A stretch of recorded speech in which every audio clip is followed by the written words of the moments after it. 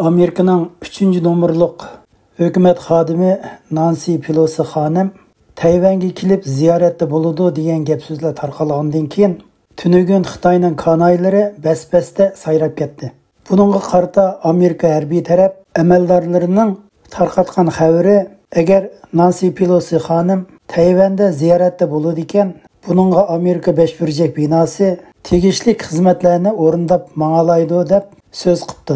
Hattoki Nancy Pelosi xonimning bexatarligi uchun qo'g'dash xizmatlarini yaxshi baralaydi deb. Ham Beşburjak binosining tarqatgan xabarlari oxirlashgacha Reagan nomli hujumchi Aviamatka paraxod atirtimi Tayvanning dengiz tavalligiga shovqin chiqamay yetib keldi. Kuzatuvchilarning deyishicha, Nancy Pelosi xonimning Tayvanga kelib ziyorat qilishi bu tasodifiy emas, balki Tayvanga maxsus ziyorat qilish plan tayyorliqlarni mukammal tayyorlik qilgan bo'lishi mumkin deb qaraydi ekan.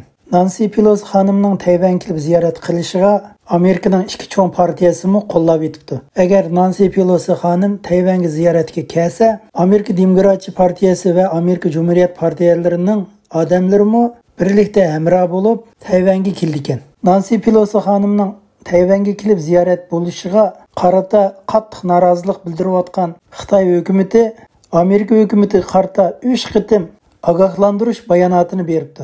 Birinchi bo'lib Xitoy hukumatining tashqi ishlar bayonotchisi Zhao Lijian kundalik muxbirlarga bergan javobida, agar Amerika hukumati Jungo hukumatining eng tuvan sabrsizligiga chiqiladigan u chaqda qattiq qarshilik uchraydi. Kelib chiqadigan oqibatga o'zlari ega bo'ladi degan. Keyindilla Amerikada turishliq Xitoyning bosh elchisi Qingang tunugun 7-oyning 26-kuni muxbirlarga bergan so'zida tahdid shaklda, agar bir odam Xitoy hukumatining eng tuvan cheksizligiga chiqiladi ekan, u chaqda Jungo harbiy taraf tegishli tadbirlarni yaxshi olaydi debdi. Yana tunugun 7-oyning 26-kuni Xitoy davlat mudofaa ministrining bayonotchisi Tang Kefei ochiq-oshkor shaklda, agar Amerika hukumati o'z beshimchilik qilib, beshi qaygan ishini qiladi ekan, u chaqda Jungo harbiy taraf hargiz qarab o'tolmaydi debdi. Uningdan boshqa Xitoyning Xujijin ismli jurnalist so'zchisi, agar Amerika amaldorlari Tayvanga kelib ziyoratda bo'ladi ekan, u chaqda ikki davlat armiyasi tor ko'chada uchrashidi, surkilish va o'chaqnash ishlari albatta yuz berdi degandek safsatalarni boshlab o'tibdi.